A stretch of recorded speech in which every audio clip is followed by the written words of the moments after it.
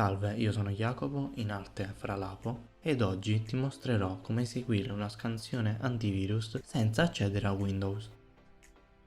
Apri il link in descrizione e scarica i seguenti file.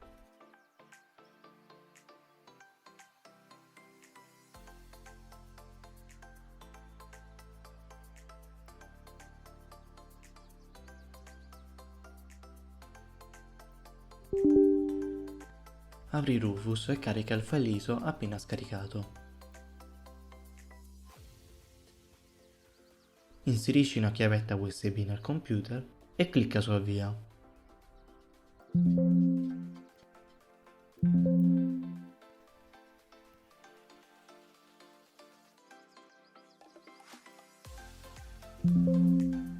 Completata l'operazione, spegni il computer ed esegui il boot dalla USB appena creata.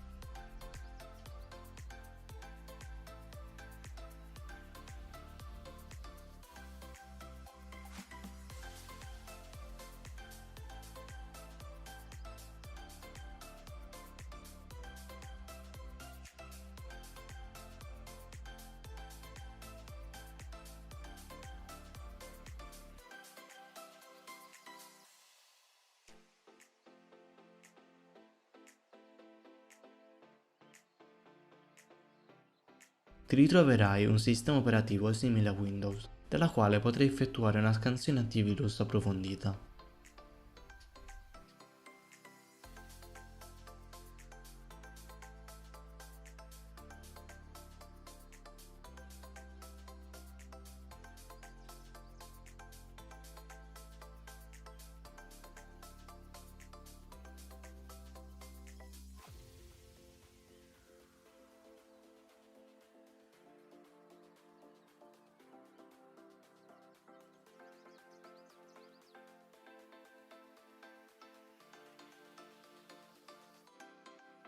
Nel mio caso non ci sono virus.